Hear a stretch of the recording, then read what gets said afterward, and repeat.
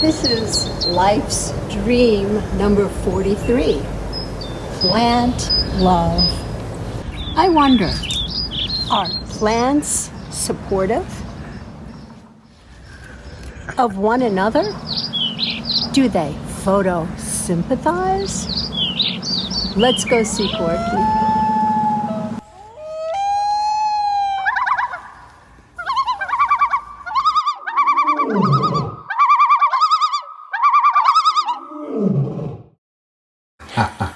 I love it. Well, I was going to play a tune, but you know what? I think we should watch that again. Let me get it set up. Oh man, leave it on the black this time for the last of the sound.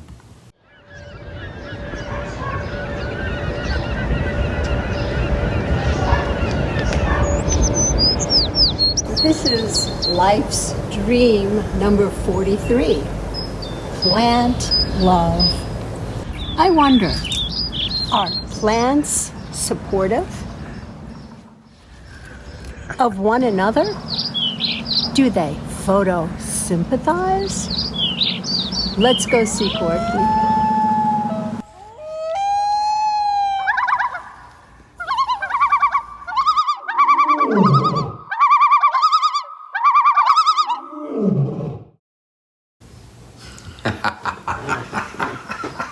Okay. Hey, if we can't have fun. So, let's...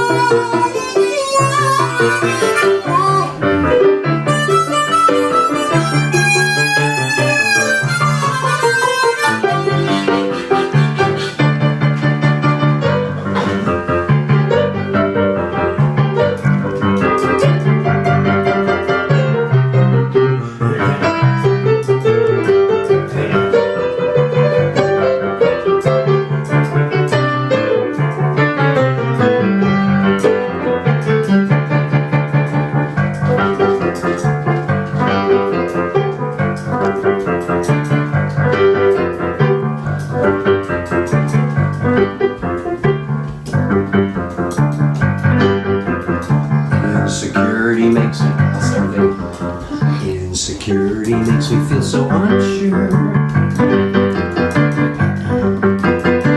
Insecurity leaves me totally insecure. I know it's in my mind, but I feel it in my bones. Insecurity don't so leave me alone. I know it's in my mind, but I feel it in my bones.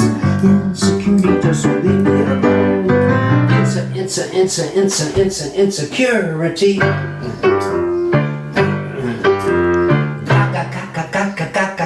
Got the best of me.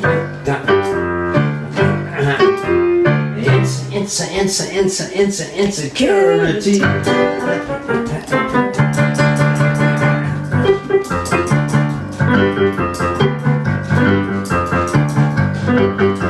My brain is twisted and my stomach's in knots. It's not that I'm paranoid, it's just that I worry a lot. My head is buried in the sand, my feet are kicking in the air. Insecurity, I can't see you, but I know you're there. My head is buried in the sand, my feet are kicking in the air. Insecurity, I can't see you, but I know you're there. Insecurity. Looky, what it doing to me?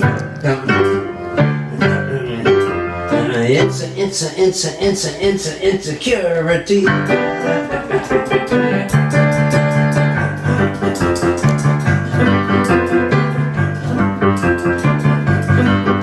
I'm so afraid that everything's gonna go haywire. Out of the microwave oven into the frying pan fire. Well, as a stockbroker, it's a familiar ring, and on the market floor, you can hear them sing. As a stockbroker, it's a familiar ring, and on the market floor, you can hear them sing. Insecurity. Everyone.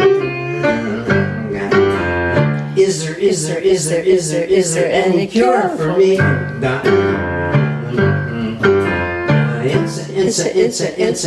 Insecurity.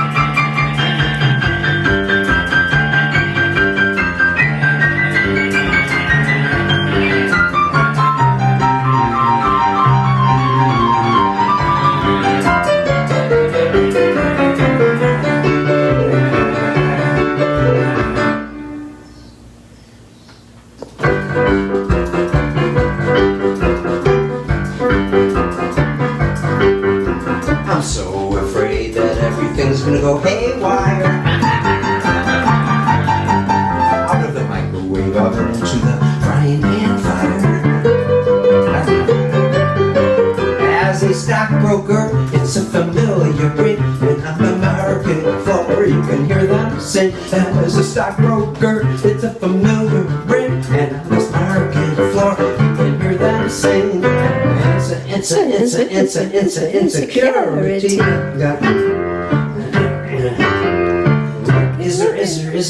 Is there any cure for me?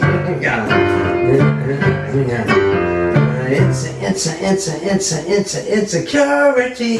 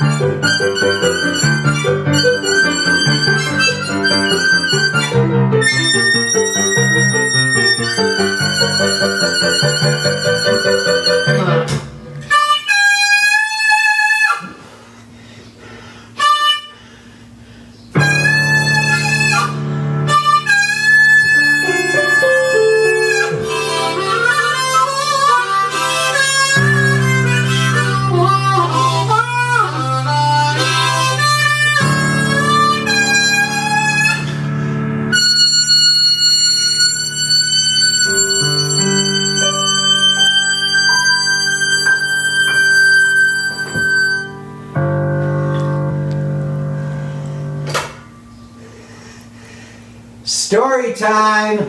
Oh my goodness. Story time. Story time. Woo! Oh boy, we got a whopper for you. Yes, we do. Oh man. It's going to be a good one.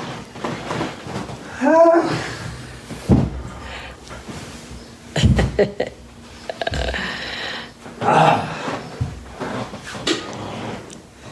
me a minute here, folks. Cousins. Cousins, yes, indeed. One and all. Welcome. Welcome. Do you have your coffee this morning? Are you awake now? That woke me up. I have to blow my nose. Uh-oh. Yes, blow his nose. Oh my goodness. Well, let's see. We have an amazing story for you today, and I can't wait for you to hear it. It's my favorite story. Maybe he's making a latte. Who knows? Could be a latte.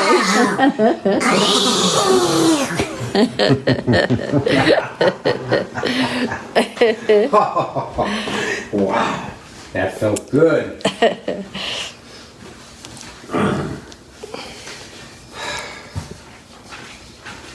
Story time. Let's get close. We're gonna just get cozy here. Come get cozy. Here we go.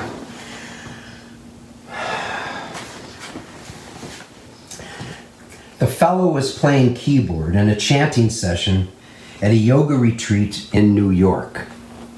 And I felt he had extraordinary flair for allowing individuality to flow while supporting the direction of the chant, and he offered a pure expression of joy.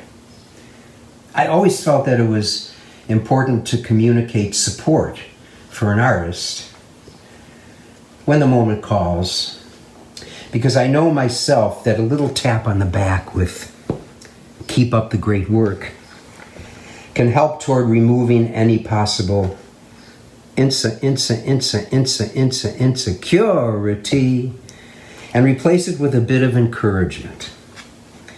And it's good for an artist to have the flames of fearlessness ablaze, which can help one dig deep to offer their best without falling for the opinions of others, which is certainly a distraction we all face to some degree. I just went up to this fellow without any introduction and said, "Thank you, I loved what you did. Thank you." Turned around and left for Chicago. When I got back to Chicago, a copy of Jazz Now magazine had just come in the mail. I never held a copy in my hand in my life, but I was looking forward to reading it because they had just reviewed a chamber blues performance at Yoshi's Jazz Club in Oakland, California. So they sent me a copy of the magazine. As I flipped through the pages of the magazine, I noticed a face I recognized. Holly, look at this. Isn't this the fellow that was playing on that chant in New York? If it's him, he's actually a famous jazz musician. I think if this is him, his name is Kenny Werner, but, we weren't sure about it. It just seemed so unlikely. Right at that moment, the phone rang. I am not kidding. I'm sitting there holding the magazine. We receive a call from a concert presenter from the Widener Center in Green Bay, Wisconsin. It was Joy Brown. She has since moved to other places, and now she's in Washington, D.C. I was still holding the copy of Jazz Now magazine in my hand when Joy Brown said, "When you come here in February with Chamber Blues, would you be willing to do a special jam session in the lobby of the auditorium after your concert with some students? It would be led by a player who is arriving that evening to direct a residency with us in the following days.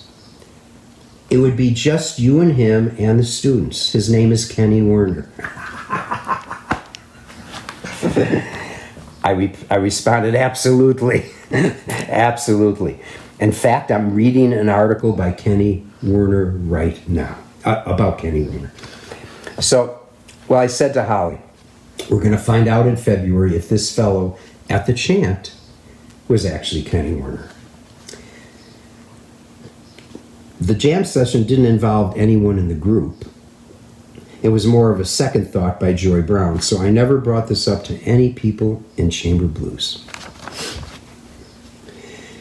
At a January Chamber Blues concert, my cellist, Jill Kading, told me she forgot to bring along my Christmas gift that she had wanted to give me in December, and she forgot it for the third time. She said this was the perfect gift for me. She was very excited about it, and she insisted she would remember to bring it to Green Bay in February. Jill handed me the gift during the sound check at the Widener Center in February. Knowing how I was wrapped up in the preparations of the day and knowing the challenges of sound check, she instructed me to open the gift after the concert. At some point, the unopened gift ended up in my hotel room.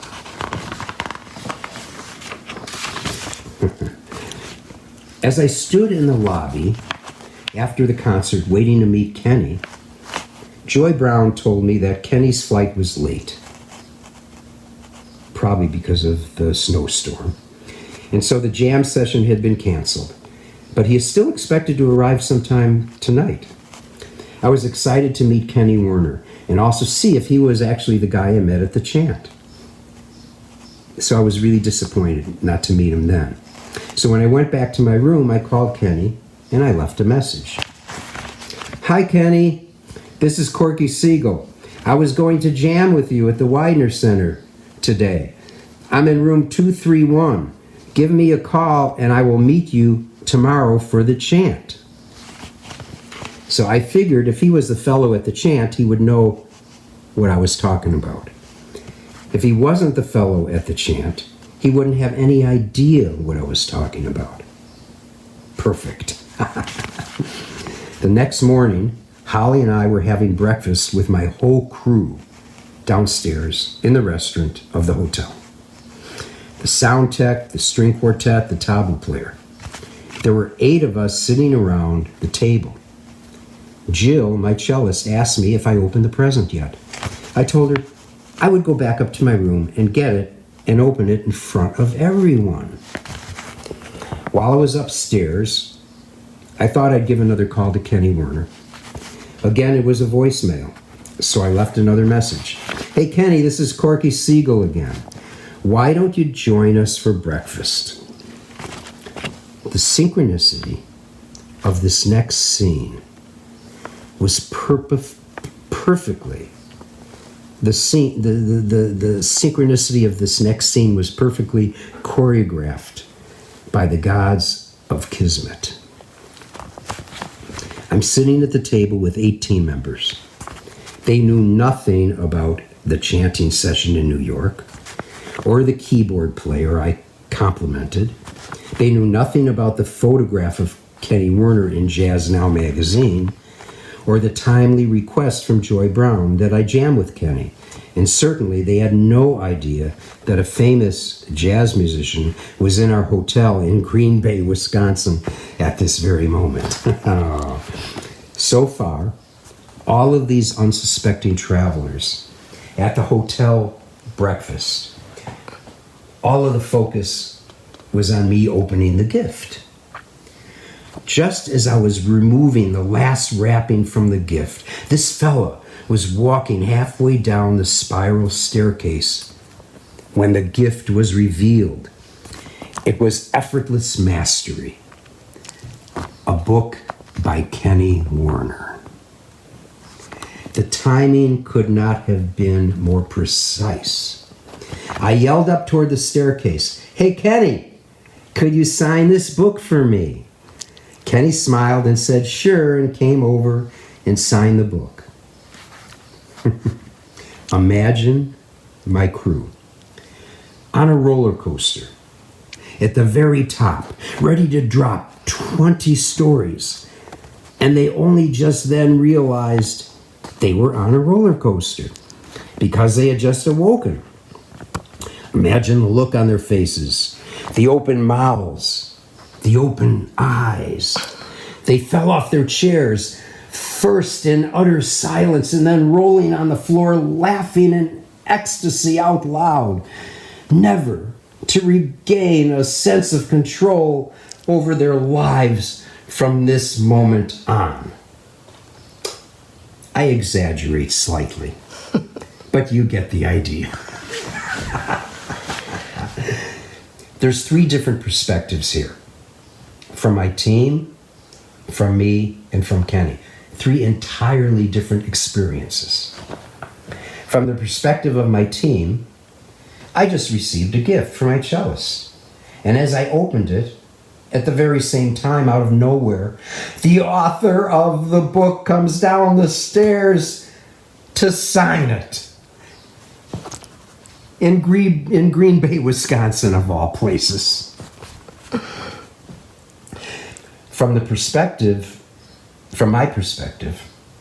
the author, who I now realize I met at a chant in New York and appeared in a magazine at the same time as me receiving a call from the presenter asking if I will perform with him, he shows up to join me for breakfast. The book I'm opening as a gift, I didn't know what the gift was. The book I'm opening turns out to be written by him. He didn't know anything. I didn't know anything. And as the book is revealed, there the author is in Green Bay, Wisconsin, to sign it. From Kenny's perspective, he thought this was all planned. He probably figured, well, everyone knew he was coming to Green Bay and Jill bought his book so that he could sign it. It was all planned. I guess it was all planned. That's the story. Pretty wild. You wanted to say something? And there's more. There's more. Okay, yeah. So the synchronicities began. That was the first one. It was unbelievable. I'll just give you a couple examples. Shortly thereafter, Holly and I are in San Francisco. For our rare San Francisco trips, Holly likes staying at this very small boutique hotel that is actually where Vertigo was filmed. And it's a more quiet part of town than downtown. This time, we'd be staying there for one night. As we ride the small elevator to go up to our 3rd floor room, we noticed a poster. One night only. Kenny Werner. Guess who was in the hotel? He was performing in the club connected to the hotel. So, of course, we went to the performance. And Kenny and I and Holly were trying to figure out who is following who here. A few weeks later, I was to perform at a harmonica convention in St. Louis. We arrived to our hotel at about 9 p.m. the evening before. I was very tired. But Toots Thielemans was performing at the hotel. And I just couldn't miss this. Never heard Toots. It would be a sin if I didn't at least allow a couple minutes for me to hear some of his performance. As we approached the double doors, you hear it coming. As we approached the double doors of the hall, some nice person behind the doors from inside the hall held one door open for us. Kenny! What are you doing here? He said, well, I'm the accompanist, the piano accompanist for Toots. Would you like to meet him? And Holly wanted me to tell this part of the story. That he introduces me to Toots, and Toots says, Toots, this is Corky Siegel. Corky, this is Toots. And Toots looks at me like this. Toots Thielemann. I'm so excited about meeting him, right? And he looks at me like this with this angry face. And he goes, and he says the whole word. I'm just going to give you the initials. UMF. And I'm going, and then he starts laughing. So what he's talking about is when I was going to play in Geneva, Switzerland, originally they wanted Toots to play, but they sent him the score of my piece, Street Music, and when he looked at it, it was blank. The harmonica. The harmonica part was blank. Parts are all blank. Yeah, mostly blank. And plus, he listened to the record, and I play a much different style than Toots. And he said to them, those guys, he said, I can't do this. So they ended up hiring me. It was 9 days of performance, and we're going to tell you that story another day. So that's sort of what he's talking about, So it was really great. So anyway, the story of Kenny Werner has continued. It involves Ernie Watts. It involves Chi Shren. It involves it's just like such a tangled web we weave. And it goes on, and it continues, and it's going to be continued, and I have more stories. But now, I'm going to do a song. Now, my job here in these live streams, my greatest teacher said to me, whatever you do, Corky, in your life, don't ever bring anyone down. So my job is to do this all the time. But I also listen to the news. I don't need to repeat the news. I don't need to repeat that. But when I see something should be said, and I see that there's a solution, how can I not, as someone that has the ear of more people than others, not take the responsibility? I have the ability to respond. So, anyway, I'm going to do this song, and then I'm going to share some solution to our circumstance. And then I feel like I did my job. So this song was originally, I Can See That Devil in Your Eye. Today, I decided I needed to change a few words.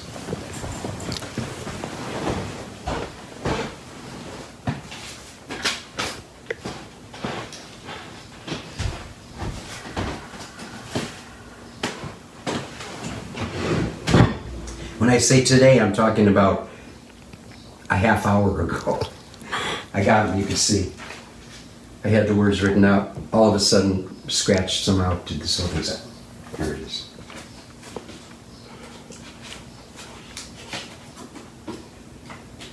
I treasure honesty. I treasure the search for the truth, the attempt for truth. It's not a political thing. It's not an ethical thing. It's a beautiful thing. It's a beautiful thing. It's just a beautiful thing.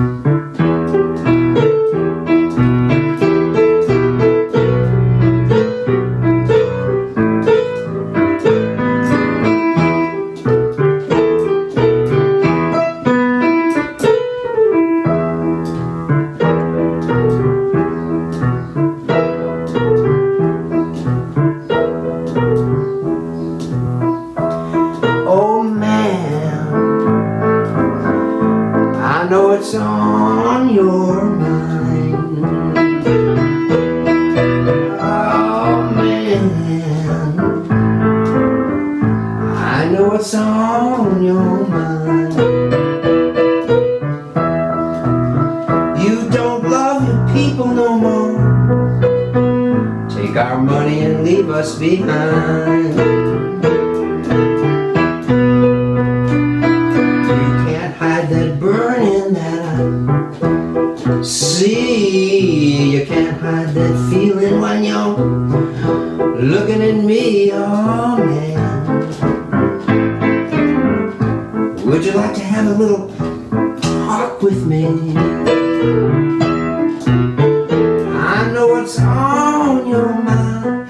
I can see that devil in your eye. Well, I heard that you'll be sneaking from your promise tonight. I'm picking up on those vibes, oh man. You not know what you do. I know what's on your mind. I can see that devil in your eye.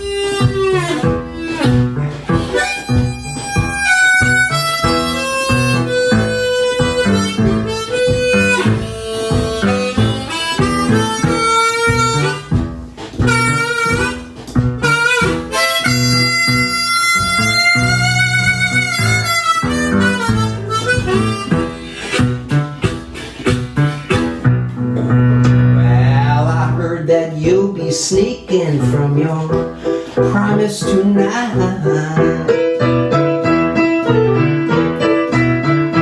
I'm picking up on those vibes, man. You know not what you're doing. I know what's on your mind. I can see that devil in your eye.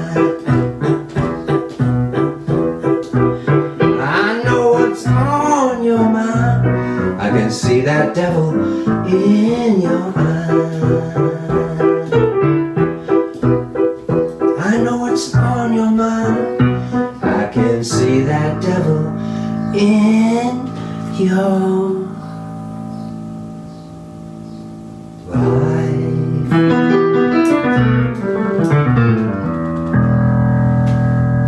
Yeah. So, before we say goodbye, a few things. Back to the story time place.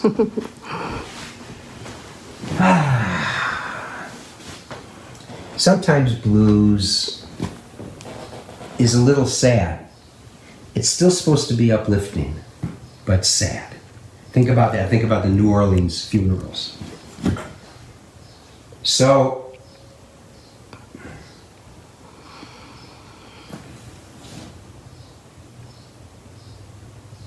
our post office is being attacked. It's our post office. Our democracy is being attacked. The post office relieves the suffering of people. When the post office is being taken away, or any part of it, it creates suffering. Democracy, in the nurturing of democracy, nurtures justice, nurtures equality, helps relieve suffering, little by little, not fast enough. But when it's being taken away and corrupted, it creates suffering. So I'm preaching to the choir. There's no one in the world should be against the post office or against democracy unless they just want to control everything. Okay, I'm done with the political part. So now the non-political part. Here's a solution. First of all, the solution for taking this dark cloud off of our individual lives is to just simply do something. I could tell you when Holly and I, 11 years ago, were getting really upset with the politics. Imagine 11 years ago getting upset with the politics. We said, you know what, let's do something. So as soon as we started doing something, physical, not just offering financial support to organizations, but actually the dark cloud left. You know, whatever is happening, we, in our own souls, are doing something. Certainly we could vote, we could get out the vote, you know, we could do all that. We got to sign the census. We must make sure we make sure all our neighbors are doing the census. We're going to make sure people are voting. We're going to figure out how to do it, because right now we're going to have to start thinking about alternatives on how to vote. Think about that. So the solution. If I ever bring up something that has any negativity, I must follow it up with a solution. That's the rule. So here we go. Common Cause is a nonpartisan organization. It was started by Republicans. We have the same agenda. It's about nurturing democracy. We follow the same agenda. It's about protecting the vote, civil rights, all the basic stuff, making sure people have a voice. In this context of being nonpartisan, I want you to understand that I'm an extreme liberal. But when I work in this organization, it is nonpartisan. And that's true for everybody. We make sure of that. We are suing all over the place. We just won a major lawsuit in Rhode Island with the Supreme Court. So Common Cause is really on the leading edge of protecting our democracy. And if you check in with them, you're going to feel like you're doing something. You could help them out in physical ways, financially, whatever. But our recommendation for a solution, in addition to many other things, is Common Cause. I want you to know that we have, what do they say when a TV station says we have to, a disclosure, we have a disclosure. So 10 years ago, we realized that, and I told you this story one time before, we realized there was not a chapter, an office in Chicago. So Holly and I worked to get one together. So we have been on the board of directors of Common Cause. I'm not a spokesperson. Holly and I are not spokespeople for Common Cause. I want to clear that up. But we are major fans. And I just want to direct you in that direction, because the solution lies in Common Cause. If we were working with them from the beginning, we wouldn't be in this trouble in the first place. Okay, so that's my speech. I hope I've offered a balanced situation with a solution. So now we're going to change the subject. And commoncause.org. Oh, yeah, well, commoncause.org, of course. Is the... And Common Cause Illinois, so. Mm-hmm. Okay, so we are going to do a Zoom now. We've done one after each stream. You can go to corkymusic.com/stream. You know, the reason I talk slow and with these spaces is because I'm 76. And as you know, my memory is a thing of the past. So I'm just, you're watching someone, an old guy, just trying to hold it together, okay? So, my website, what's my website? corkymusic.com/stream. Okay, and if you go to corkymusic.com, you'll be trapped in my fundraising project. I don't mind if you go there. But for now, corkymusic.com/stream, and we will see you on the Zoom. We love you. We love the post office. We love democracy. And the reason we love democracy and the reason we love the post office is because we love every single one of you, including the cousins that are not here, the ones that want to write angry letters to me. I love them. We love them. We all love them. And that's why we love democracy and the post office. Thank you all for listening. Thank you all for listening.